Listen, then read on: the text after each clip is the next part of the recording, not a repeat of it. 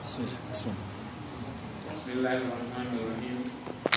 Alhamdulillahirabbil alamin. Wassalatu wassalamu ala asrafil anbiya'i wal mursalin wa ala alihi wa ashabihi wa man ihtada bihadihi wa istanna bi sunnatihi ila yaumiddin. Assalamu alaikum warahmatullahi taala wabarakatuh. Haray ko tokki tagol samaratu al imani bil qadar. Dimɗe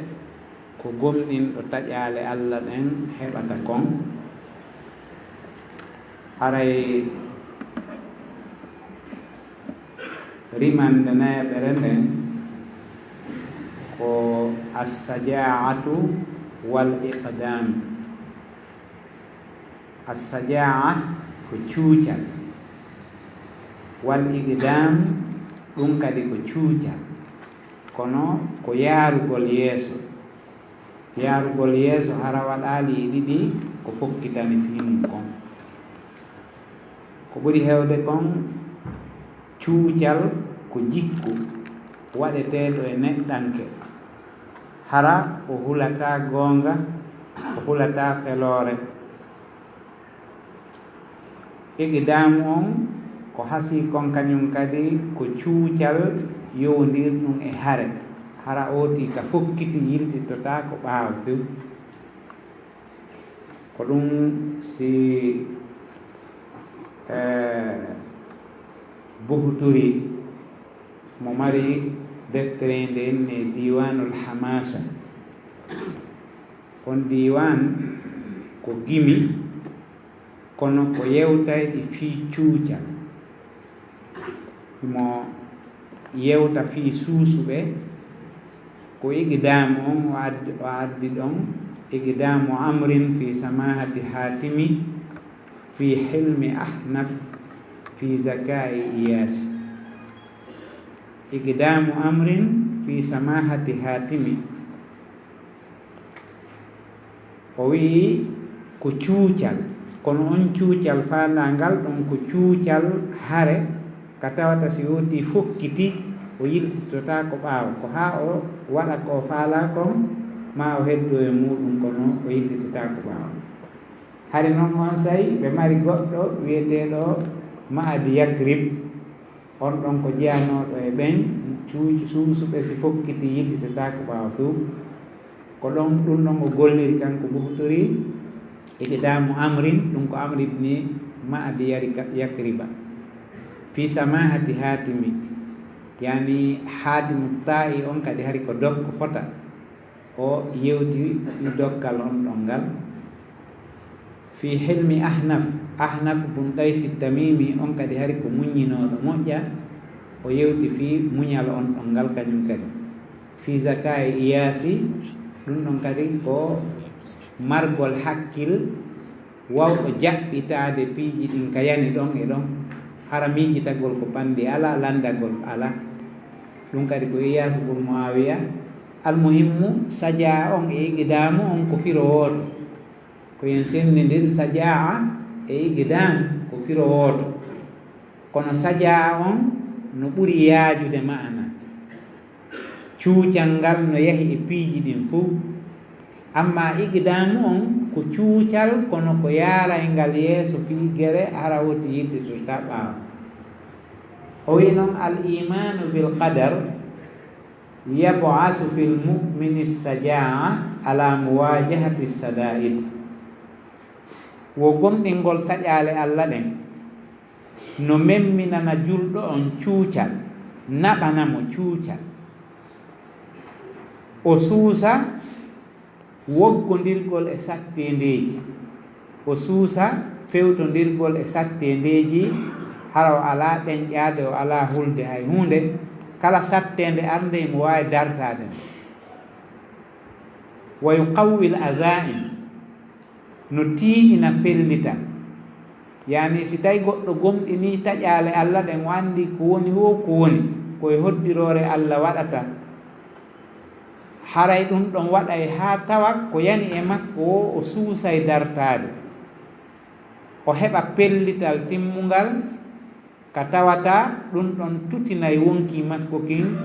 sika tan bi anna kulla shay'in bi qadar ka hoolagol wonde kala hunde ko hewti ooti koye taƴaale Allah ɗen waɗi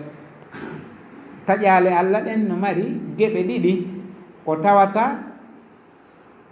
ɗum ɗon ɗen alanni hoolaade feere wo ala yani e ma a wata nangude waɗɗon wasi musiba yani e hoorema muññiɗa a muññaki yani e hoorema sitta noon sa muññi heɓa baraji joni noon sa lanni hoolade ɗum ɗo koko Allah iwri wona ka banu adama sakko inna a yottoto haray ko waɗɗima ko heɓugol cuucal fi muññagol ngol sa andi tum wonde kala hunde koye kodduri e Allah ari wa kullu sagirin wa kabirin mustatar kala tosokum e janu ko mawni o ko fanɗi o fof muɗum no winda heɓete ma ɗum hewtete ma a heɓay wa anna allaha taala faraga min taqdiri l arzaqi wal ajal alanni hoolade wonde Allah o gaynino moƴƴinde arsikaji ɗi o gaynino eɓɓude arsikaji ɗi o gaynino eɓɓude laje ɗen walidhalika yastaqbilu lmuminu lmawta wassada'ida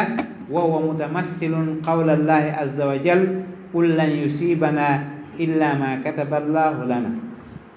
ko ɗum waɗi julɗo so jaɓɓoray mayde o jaɓɓora kala sattede arde e makko hara himo darodi e konngol Allah ko Allah to ɗon daali kon yeetoɓe wonde heɓatamen hay hunde ka leydi ɗo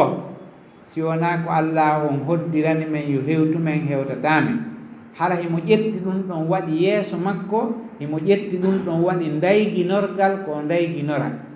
wonde ene hay hunde ala hewtude men sina ko Allah hoddiri si wotino gomɗini ɗum ɗon ko ari wo yaniray e makko doy o darto e hoore cuucal haral liɓaali mo kanko bonnaali hakkille makko bonnaali huwondirgol mo e yimɓe ɓen bonnaali alhaali makko on hay fus o heɓa ngal cuucal e pellital ko dartorta ɗum ɗon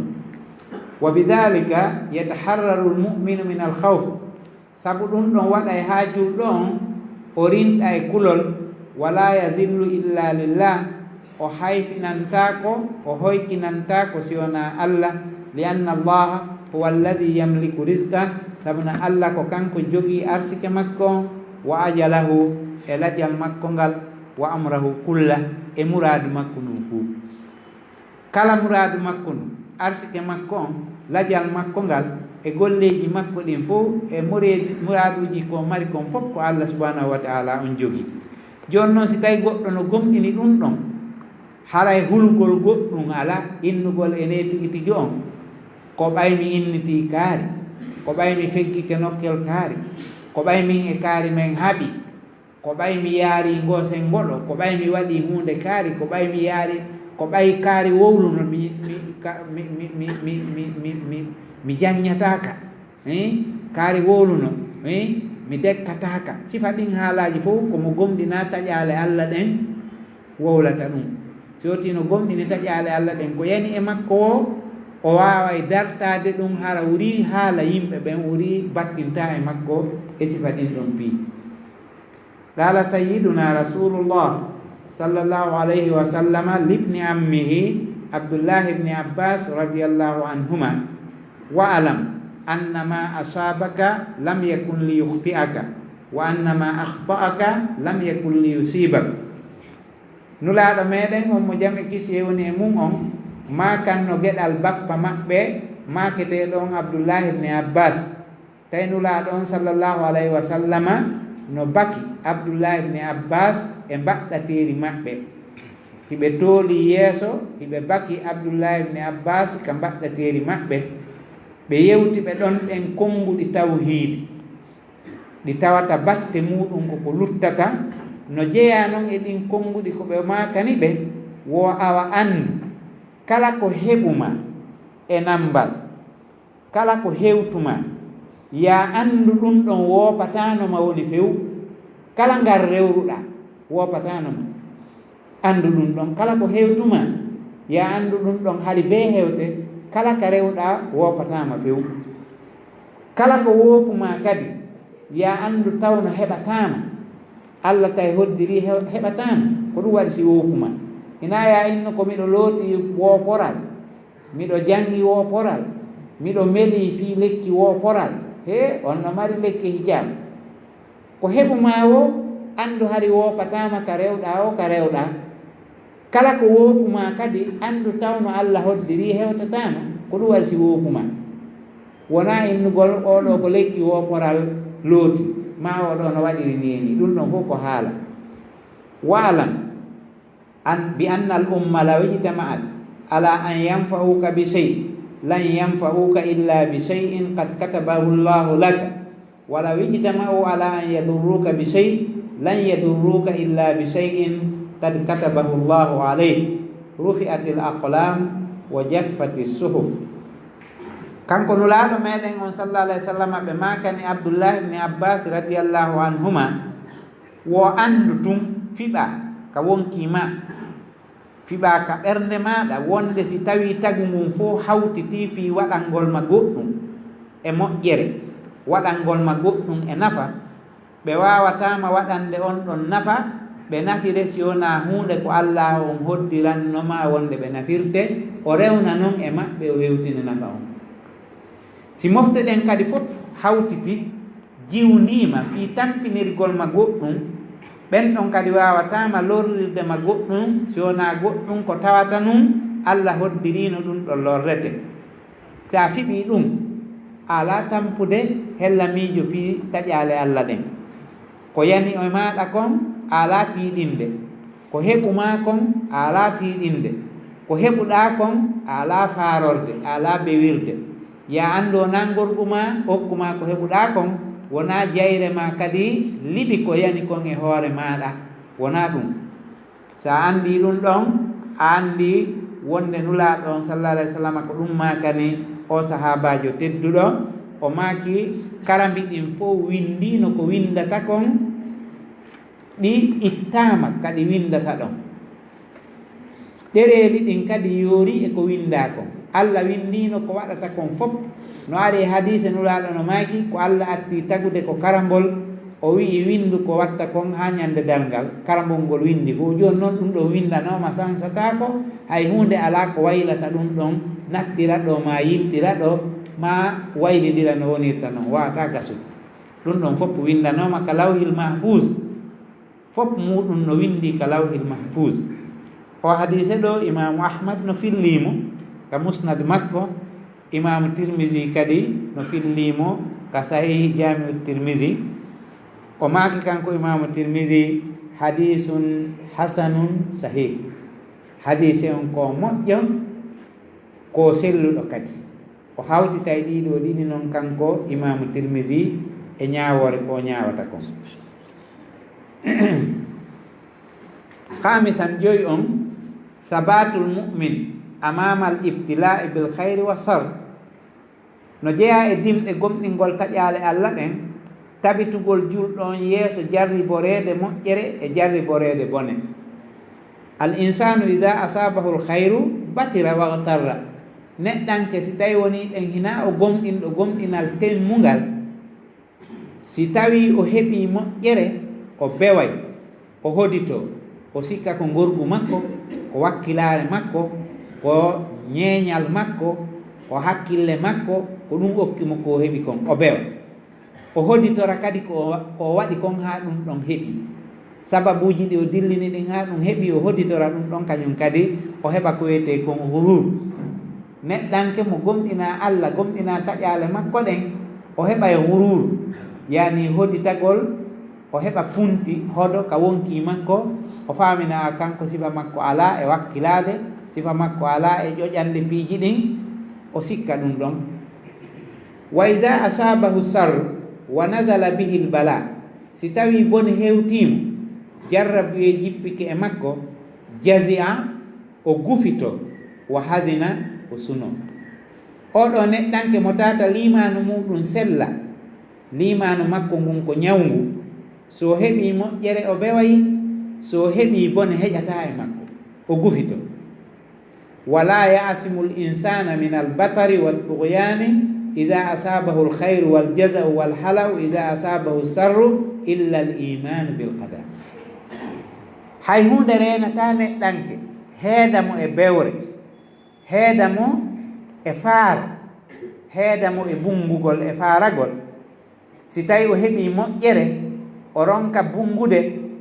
ma ɗum so heɓi nambara o ronka ɗeñƴaade, o ronka gufitaade, o ronka heɓude kulol ngol heƴata e makko, si wona gomɗingol taƴaale Allah ɗen tun ko ɗum ɗon tun heññata ko heɓi e makko kon. si wona ɗum so heɓi moƴƴere nde heƴata e makko,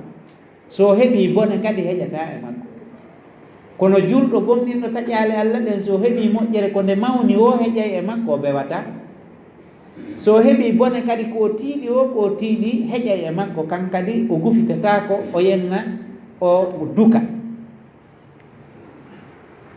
amma neɗɗanke on jikku makko on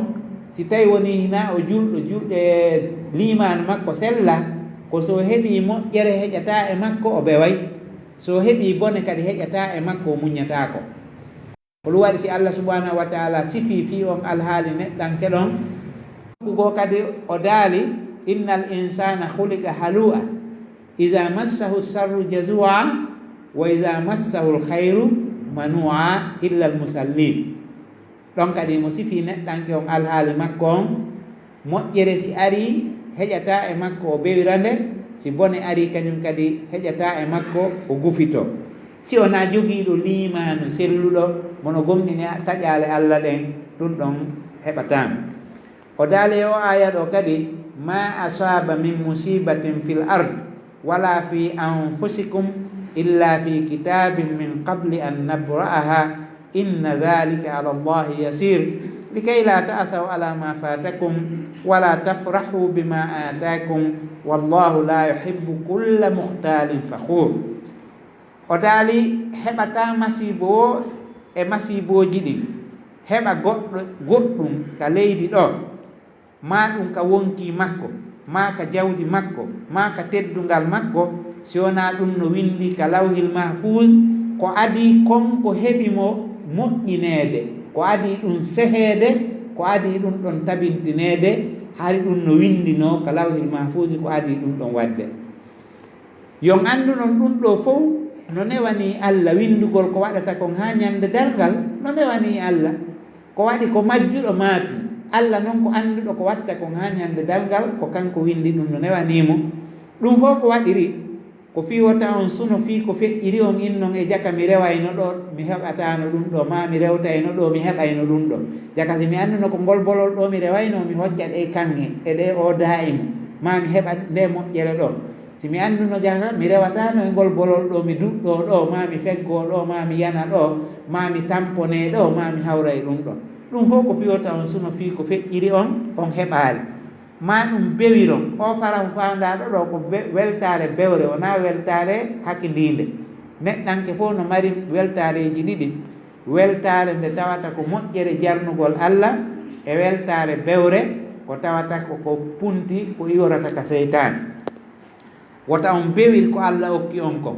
wiyaka ɗo wota on weltor ko Allah okki on kon, wiugol wala tafrahu bima atakum, wota on weltor ko Allah okki on kon. julɗo fof weltoray ko Allah okki mo kon, kono nde weltare fandade ɗo ko bewirgol, ko farahu batar, ko weltare bewirgol fanda. Allahu on o yiɗa kala neɗɗanke ñaaƴowo, bungowo, wasotoɗo mantora ko heɓi. Allah subhanahu wa ta'ala falaka oɗo ko yiɗi ko yettomo, jarnamo, qirritanomo nema on. wa min huna najidu lmumina bilqadar sabita al akhlaq la tubtiruhu ni'ma wala tud'ifuhu lmusiba. oɗo neɗɗanke gomɗinɗo taƴale Allah ɗen en tawaymo toujours ko tabituɗo jikkuji, nema on bewintamo ko ɗuuɗi o. sa heɓi ko woni e leydi ndin kon fof bewintama, ko anon kadi masibo si ari yande ooti ɗum ɗon kadi lo'intamo ha tawa heƴata e makko. sadisan alkaramatu wa izzatu nafs. jeego on e ɗe dimɗe ɗe tawata mo heɓiɗe haray ko sabu gomɗingol makko taƴaale Allah ɗen ko dimɗe ko teɓata kon non no jeeya e ɗeɗo teddungal e teddugol wonki. Alkarama ko teddungal iwrungal e moƴƴereji ɗin fof oti heɓa kañum e izzatun nafsi. Izzatun nafsi on ko teddugol wonki kin haraki hoya neɗɗanke fof neɗɗanke no mari ko wiyete izzatun nafsi hara kontatake ko mawnintinare, yani ko woɗɗitagol piiji jaasuɗi, woɗɗito piiji dugalayaga, woɗɗito piiji ɗi tawata moko ba wonata e muɗum ko ɗum wiyete izzatun nafsi. hara himo mari yondinare, himo mari pellital ka wonki makko. Al imanu bil qadar yurabbi al muslima ala suuri bil karama wa izzati nafs. Gomɗingol taƴaale Allah ɗen no ne a julɗo o so'a teddungal, o so'a kadi wonki makko kin no teddi, wonki makko kin no mari teddungal feerewal ko tawata hoyata ko koyra yanata e makki. Fala yarda li nafsihi zulla wal hawan. Oɗo neɗɗanke gomɗinɗo taƴaale Allah ɗen o welantaki wonki makko kin koyra, o welan e wonki makko kin jaasere. Wala yasbiru ala alhazimati wal udwan. O muññata ko e hoore foolede, o muñño e hoore jaggitede e hoore muɗum kañum kadi. O jaɓata jayre, o jaɓata foofere, o jaɓata loore. haray mo mari teddungal wonki ko tawata o yonata aaden jaasuɗo. Wa yaruddu rasulu sallallahu alayhi wa sallam mantiq al istislami al jabri aw salbi li ahdasi al haya wa waqa'i dahar bismi al iman bil qadar. Nulaaɗo on sallallahu alayhi wa sallam no yilti ko wiyete kon yewtere jebbilanagol yiɗi ani ma ɗum ɓooriigu, yani istislamul jabri ko jebbilagol inna joni ha ɓaymi mara feere ala ko mi waawi, ɓay Allah hoddirino ko ni min mi wa'ata ala ko mi waawi, ko ɗum wiyete istislamul jabri. Wiwgol joni ɓay waɗi gasi ma ɗum salbi ko ɗum wiyete ɓooriigu, innugol joni ko tabintingol e ittugol, ko ɗum wiyete jabri e salbi. Waɗugol e ittugol sabu yanayɗi tun e gurdam e piiji ko yanata e zamanu oti jebbilorana ɗum ɗon e hen ɗum e inde nonde no gomɗini taƴaale ɗen. Inna ene tigi tigi on min mi yaltata mi yeeya hande, mi yahata mi golla, mi yahata mi waɗa hay fus, mi jebbilanike muyɗe Allah ɗen, mi jaɓani muyɗe Allah ɗen. Ɗum ɗon gasata ko ya memmin sabu on muyɗe Allah ɗen noon ara e hoore ɗum wona ya jebbilor tum jebbilande foofuɗo, jebbilande aden jaasuɗo. Wa ya'tabiru dhalika darban min al ajzi al mazlumi fi dinillah. Ɗum ɗo nulaaɗon sallallahu alayhi wa sallam no konti ɗum ɗo ko noone e ronkugol ŋiñaangol e nder diina Allah kan. Wa ilayka hadihi al waqi'a fi bayani dhalika. Jaɓu ɗo ɗen ko ko yani ɗo ɗen ko ko waɗi ɗo heɗo ɗum ɗo fiya heɓu ɓangandu e timmuɗo fi ko yaadi e ngal misal ɗon. Faqad gadda annabiyu sallallahu alayhi wa sallam bayna rajulayn faqala al-Maqdiyu alayhi lamma adbar hasbiya Allahu wa ni'mal wakil. Faqala an-nabiyu sallallahu alayhi wa sallam inna Allaha yalumu ala al-ajzi lakin alayka bil kays fa idha ghalabaka amrun faqul hasbiya Allahu wa ni'mal wakil. Wo misal ko tay ko nulaaɗo Allah sallallahu alayhi wa sallam jaɓaali nde jebbilande jaasuɗo ɗo, misal muɗum ko ñande goo ɓe ñaawani goɗɗo e goɗɗo, ɓe ñaawi hakkunde worɓe ɗiɗo. Ñaawaaɗo e hoore mum faɗuɗo goonga on ɓay o yahi haaɗa o fiɓindiri juuɗe ɗen o tami hunduko o inni hasbi Allahu wa ni'mal wakil. Min kadi mi jaɓani Allah, ɓay o wowli ɗum. Nulaaɗo on sallallahu alayhi wa sallam maaki he Allah no fela neɗɗanke e hoore jayre makko e hoore ronkere makko o jebbilani o kattanɗuɗen tum o inna hasbi Allah wa ni'mal wakil harale ko kanko waɗi ha ɗum ɗon waɗi. Wo nulaaɗo on makanimo mi yamirima wonugol neɗɗanke golliray ɗo hakkille muɗum ɗen si tawi noon a golliri hakkille maɗen a naɓi ha e laawol a ronki tawi hina ko gaynata fi mum ko on say noon wiyata hasbi allah wa nimal wakil ala ɗo joni tawa ngal piliyewal no dari yeeso ma ɗo a wuma a forsaka a duñaka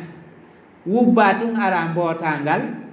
daroɗa tama hoore nden inna a hasbi allah wa nimal wakil ko ɗum allah muyannomi hande ɓennayo oye a woñotono ka piliyewal ha sa feggike noon a tappike ngal a tappike maggal inna noon hasbi allah wa nimal wakil ɗon anni foolima kono gollir hakkille ɗen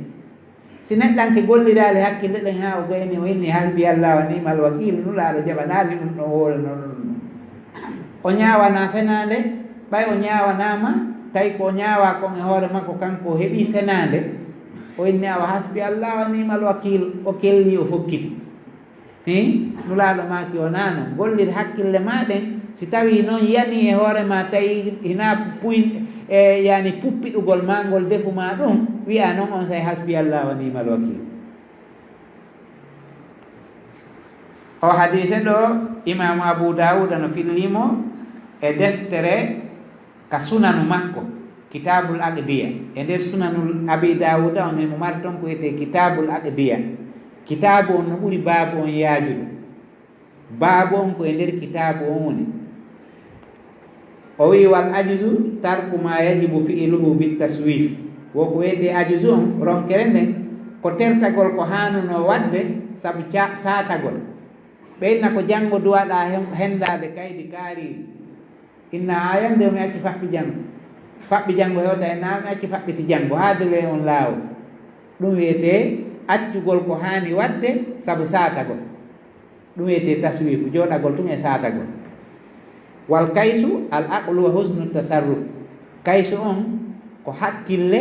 e fellitande moƴƴere huutorgol hakkille lagad kariha annabiyu sallllahu alayhi wa sallam min arrajul an yuwariya ajzahu bil hasbala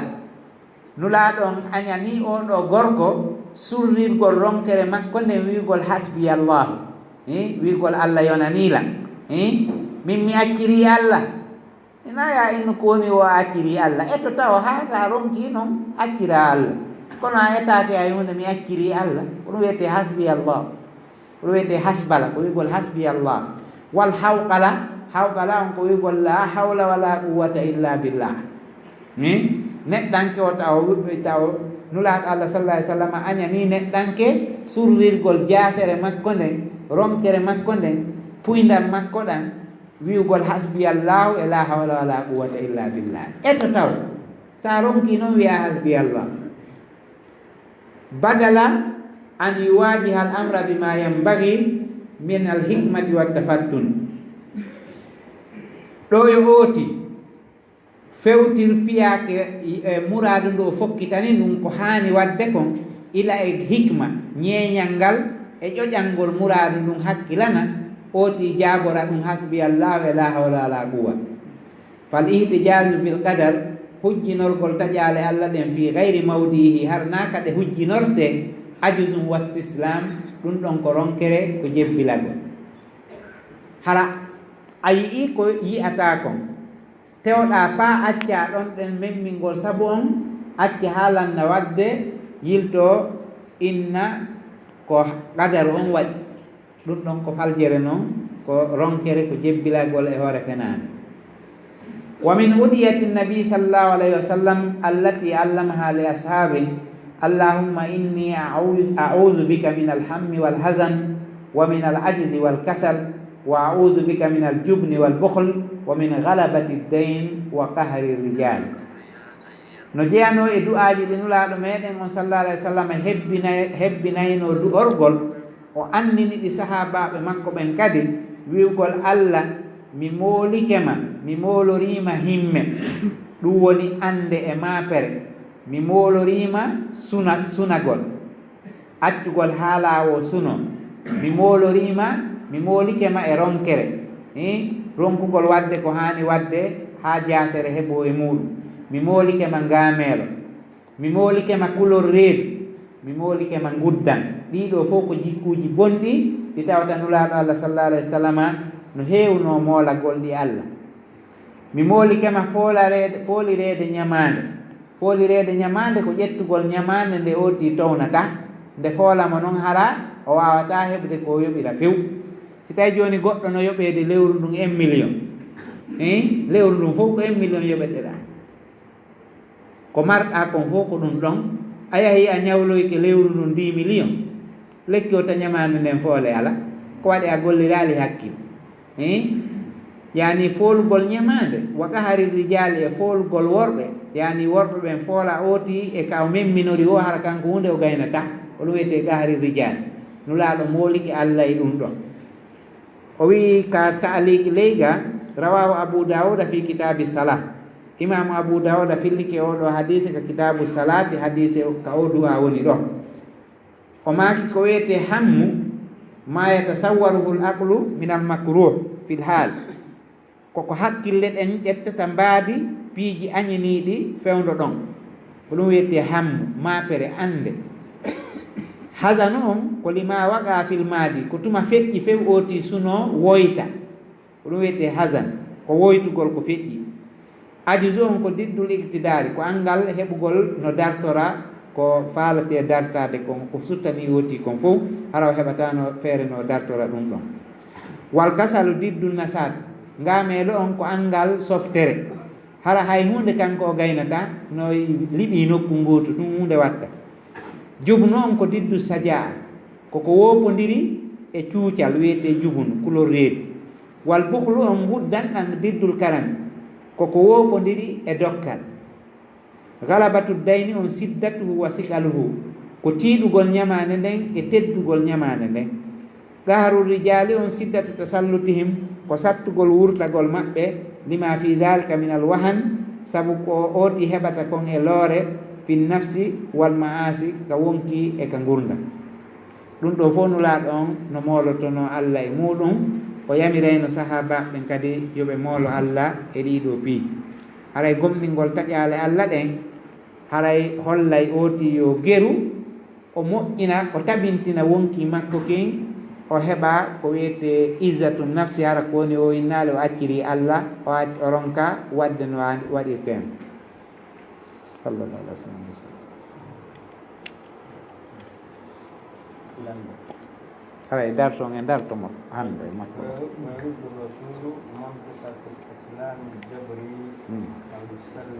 awi salbi ka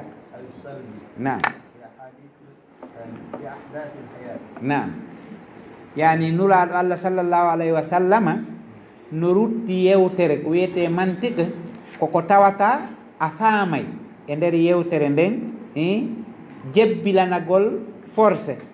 innugol tun joni mi jaɓani Allah ko woni wo, mi jaɓanimo ko woni wo. hinano a memminay sabu on tawa si jaɓanamo noon si woopi. sa fokkiti feggade ɗo joni darto seeɗa si yanano, kono sa fokkiti feggade tun a naɓi ɓandu num badam, ara a dartaki ko fanɗi o. ko fokkiti o darto gokkum, si tawi noon foolima andi amara feere, ko ɗum wiyete istislamul jabri. salbi on ko ɓoorigu, ko woni on ɓoorigu ko wiwgol joni ko angal, ala wawata wonde. ijabi on koko woni kon, salbi on koko wawata wonde kon, ko ɗum sendi ɗiɗo ɗiɗi. istislamul jabri on ko jebbilagol e hoore forcé, bi mana heɗon ande en janngino ñanden wonde fedde goo no woodi wiyetede jabriya,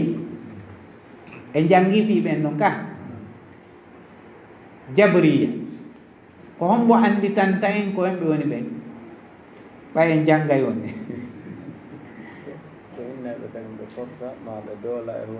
jeyid ko fedde wi'unde kañum neɗɗanke on no waywa kaakol ka hoore weeyo, ko woni o forsira mara kattanɗe hay fus, kañum no jebbili tu ko musayya. neɗɗanke on ko wonaɗo forcéde, ko wonaɗo naɓirede no faalira o, ko on wiyete jabri.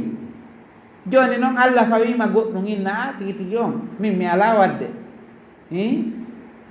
ko Allah woni lan waɗinde si o waɗinaali lan hayo lanni joni noon imo jonnuma hakkil ko waɗira ko wiyaɗa kon yawon ɗum wiyete ɓen wiyete jabriya ko nufatul qadar ko riwɓe ɓen kattanɗe Allah ɓen few ɓe enni neɗɗanke on mara kattanɗe few kañum hunde o waɗanta hoore makko koyo darol ni imo wawi wa kakol ma fure yeeso looto o imo wawi wa fure yeeso looto imo wawi wa kakol ka hoore ka weeyo no wona yiltodirede ni tum neɗɗanke on no mari hakkille ɗe hakkille ɗeɗo holli wonde wona a yiltodirteɗo ni tum moynni joni a ƴettu junngo ma ngon ukkaka nder yiite hakkille maɗa yettoma oya fortaka ayna mi wakkilaki par ce que andi yiite ngen koko lorrata kaɗen hakkille ma ɗen andinma ɗon yiite ngen koko lorrata ko ɗum ɗon andinma kadi yamirore Allah nden e haɗore makko nden ko landi kon e ko o wi o waɗe ko wita waɗe kon nam aywa haray ko musidɓe men ɓe gaɗa ɓe gaani ɓe weltanike on fota ɓe jarni on moƴƴa ɓe ga guluji wonɓe sibude darso on ɓe weltani on ɓe windani on ga bindi hollugol ɓe welti moƴƴa haray ko humpitugol mum inchallah barakallahu fik yo Allah on hokke en fof fam hokka en fof kadi aljaza'u ko gufitagol ko wiyete jaza ko gufitagol yani hara heƴata e maɗa hula ma po sonjito hara famodirta ko few ko ɗum wiyete jaza so heeɓi nawnare haray mo wiya tun ko bomɓe ɓen ko sohoɓe ɓen ko werdoɓe ɓen ko min e kaari ko nokkel kaari ka ƴettano ɗo oya seedi e makko ila on sa heeɓi ɗo o wino o joofinoytaka ni e ni aray mo huuli tun imo ɗeñƴimo wembuy ha ka kanko e woɗaɓe ukkodirno fi kum parcelle mum ila on sa heeɓi ɗo seedale e probléme sifa ɗin alhaaliji wiyete jaza hala o kadi ko kulol kono ko kulol wonnugol e guddan ka wonki innal insana huliqa halu'a Allah ɓay kanko subhanahu wa ta'ala on si o jippini aya ka alqur'ana si tawi aya on no hattojini e firgol o firaymo so feƴƴa ɓay o daali innal insana huliqa halu'an o firi yeeso ɗon ko hen ɗum woni on hala o wi hen ɗum o wi ida massahul sarru jazua wa ida massahul khayru ko ɗum wiyete firo hala al hala'u man ida massahul sarru jazia wa ida massahul khayru imtana ko wiyete hala'u ko kulol wonnugol e bonki e guddan si o heɓi bone o gufito heƴata e makko so heɓi moƴƴere o dulla o salo tottude hakkeji ɓe moƴƴere nden hewti ɓen o ronka qirranade Allah ko ɗum woni mana halu an ko ida massahu sarru jazu an wa ida massahu lkhayru manua ko ɗum wiyete tafsiru qur'ani bil qur'an alqur'an yufassiru ba'dahu ba'da alqur'an on firindira hala on ko ɗum fira ka ida massahu sarru jazu an wa ida massahu lkhayru manua so heɓi moƴƴere bone heƴata e makko so heɓi moƴƴere o tottata hakkeji ɗin few ɗon kadi heƴata e makko nam ko wiyete hasbala ko wiygol hasbiyallahu hasbala on ko hasbiyallahu hawqala on ko la hawla wala quwwata illa billah hamdala on ko wiygol alhamdulillah naam ko noon ka ɗum ɗon ko e sarfu ɓe naɗirta ɗum ɗon hawqala e hasbala e sifa ɗin ɗon hamdala wiygol alhamdulillah ma wiygol la hawla la quwwata ma wiygol hasbiyallahu ko ɗum wiyete hawqala e hasbala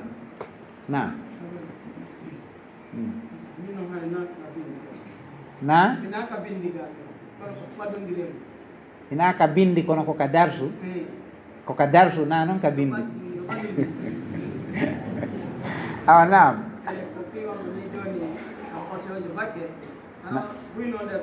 non leddodira seeɗa waɗa oɓɓena rewen ɗo ɓay ammutigas no waɗi rewre gosen ɗo oɓɓena rewen ɗam jon noon goɗɗo e maɓɓe inama hen tum ɓe yaha noon ha seeɗa goɗɗo ina a tigi tigi on sinna se rewno ngo sengoɗa ɗon gasa nooro taw en embouteillage donc fi on ɗon kono jannguɗen ka darsu aranol law taftahu amala seytani ka la taqul law faaltu kada la kana kada wota wi'u ɗum wi'u qaddara llahu ma saa faal fa inna law taftahu amala seytani sofere on sino jogii walan muɗum o yo jaɓu pehe go'o kono taw jaɓu pehe go'o sa inni a jaɓa e feere yimɓe ɓen fof a jiɓoto ko waɗa jaɓu pehe goɗɗe goo jaɓa pehe goo desidade si tawi woni hay ɗi piiji golleteɗi fof kala ka mooɓa kala ka jama tummodiri sa jentike pehe yimɓe ɓen fof a wata wadde hay fus ko no pooɗe ɗo inna waɗu hunde kaade o pooɗira ɗo he ko ɗum ɗo watta o pooɗire ɗo inna he ko ɗum ɗo watta ɓe jiiɓete ko be ƴetta jentoɗa pehe ɗen ha gayna yirtuɗa noon waɗa ko gaste waɗede ko ɗum waɗi si Allah yeeti nulaɗo makko on nulaɗo no ɓuuri fof hakkil ko Allah kadi woni mo gidude kono Allah yeetimo wa sawirhum fil amri fa iza azamta fatawakkal ala Allah o wi wa sawirhum fil amri jama yimɓe ɓen koɓe diisinagol ngol diisinoɓe fewjinoɓe ɗaɓɓirɓe pehe kono si ari ha e saayi goo ƴettu feere ma nden ƴetta pellital ma ngal fawɗa e Allah amma innugol rewen ɗo ene o rewen ɗo ene oɗo ene o rewen ɗo kaɓe rewɓe yurtoy wo oya innay ko feere an nden rewa e muɗum ko battide jokkuɗon min yoɓe wi tum moodi Allah hawrindi ni en e sawaaba Allah hawrindi ni en e sawaaba lanni sabu na si tawino goɗɗo no wawno fewjude goto hawratano e bone goto hawratano e bone goto sodatano makite o sonta o ɗaɓɓatano o faɗa o wuratano e leydi o ronka préparade moƴƴa wono ɓe mawɓe attinoɓe arde so loɓiri moɗo si ɓe anduno ɗo hittay mbiɗo andi fewndo tawano ko haɓɓere gorotum ittete si ɓe anduno ɗo hitta hiɗa sikka quartier o fo ɓe jogotono ka kono piiji ɗin a andata piiji ɗin noon feƴƴirde joni noon jogo golle Allah ɗen yaada e programme ko no wirnanima a anda nulaɗo Allah no maaki law kuntu alamul gayba lastaksartu min al hayri wa ma massaniya suu si tawi no min tigi miɗo anduno ko waɗata kon janggo fof min tigi min ɓabanayno hoore am moƴƴereji buy bone hewtatano lan few si miɗo anduno si min yeehi uhudi hande min heɓay komin heeɓi ɗo kon mi jaɓatano yalte si miɗo anduno si mi waɗi ɗum ɗo si mi waɗi ɗum ɗo ɗen koni warrata ko Allah woni lan gidude kanko hollatan mi waɗu ɗum ɗo ma accu ɗum ɗo kono min on mi wata andande hoore an sina yel ko Allah andinimi ɗum nam kono ɗum wiyete jiyaɗo jebbilandiɗo taƴale Allah ɗum waɗi seeɗa ko ɓeydi tan toon fi ɗiɗo sadakaji yow ko fuuta waɗa sadaka ka hoɗo inna ko torogo yimɓe hoɗo ngo yaafuye leɗɗe ñe'e ma hit se nayi ɓurami jangde inna an no mawɓe amen ɓeno bonnuno on kada ɗum tori kon yaafu aɗa tirɗo noon kadi maɗumi seeɗa haray ɗum ɗon no wopodiri e darsu on kono piiji buy no waɗe ɗim alhaaliji bide aji jani no waɗe ko selugol ɗi ɓuri sabu na si yahama ɓe accata jannguɓɓen fewja ko satta hunduko en tum fewja ko innoɓe menen koko men faala kon watta ɗo mono faala arda e ɗo e hennum e hennu ɓe accata jannguɓɓen fewja si tawi no hara ko jokkere en ɗam wona yaheede inne yimɓe hoɗo ngon wayrindiri tumbodirde nokku gootu jama on fof no dogi hoɗo ngon saabi yimɓe ɓen fof ɓeeɗo no Conakry ɓeeɗo no Kindia ɓeeɗo no Morovia ɓeeɗo no Sierra Leone ɓeeɗo no Sénégal ɓeɗon to ɓeɗon to joni e nder hitande nden fotten andidiren boboye buy jibinanoma en anda koye pay koye buy mawnino woɓɓe no toon ɗen haari ɓe fewdorini ɓe fewdorini woɓɓe heeɓi mayele woɓɓe no toon ɗen haari koɓe alɗuɓe ɓe waasi woɓɓe haari ko selluɓe ɓe nawni ɗiɗa ɗin alhaaliji fof no woodi tummodiren ka hoɗo meɗen e jaal yi'idiren fewjoden ko honno naɓirten murandu yeeso ɓe tummodira ɓay ka tummodira wonon ɓe ñaame ɓe defa ɓe ñaama ɓe weltodirana ɓe waynodira kono si fottama e ɗum ko goɗɗo woni kereyude tun goɗɗum ton o inna he en janggay ɗo ɗen yaasin laabi guluje temedere en waɗa inde kaarire wirduji ɗin guluji hasaba kaari en waɗay hunde kaari o jooɗo o fewja tun jama hoytira ɓawa makko ara o tippa e bindi goɗɗo suusata innude oye ko sifa ɗin alhaaliji woni wadde joni noon ko ɗum woni wadde ɗi bide aji buy ka me yahete toon tun woɓɓe jiña inna he ma en juuroɗen kabaruji ɗin nokkel kaari si ɓe ari juuragol kabaruji woɓɓe ara toro joom kabaru on goɗɗum inna he ceerno kaarijo ka waliɗa ɗo conteneur angon hikka sonti o marsali walla bon o sirkana Allah ɗon kisa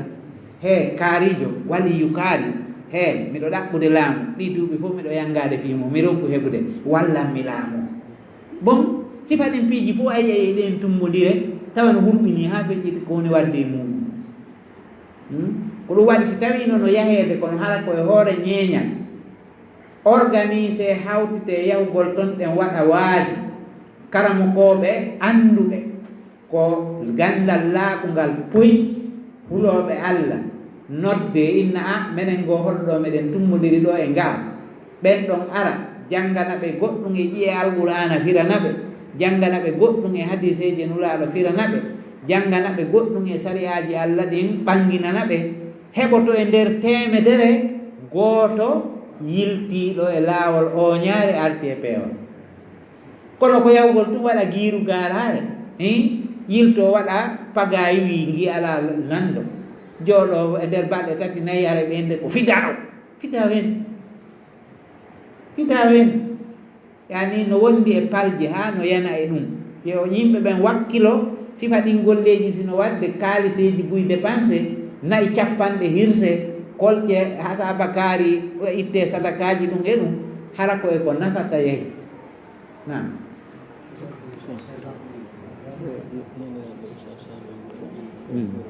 eywa inchallah joni si landotoɓen ka darsu lanniɗen wawi fowtade ɗo ka darsu ara en darike ɗo alhamdulillah yo Allah wa en faamin en haray ko noon kadi hande neniraɓe jaajiraɓe Oustaz Mamma Saliou Balde ɗo no feƴƴini koye ɗum buy ñalli hande toon haray koyen doniri e maɓɓe ɗo inchallah.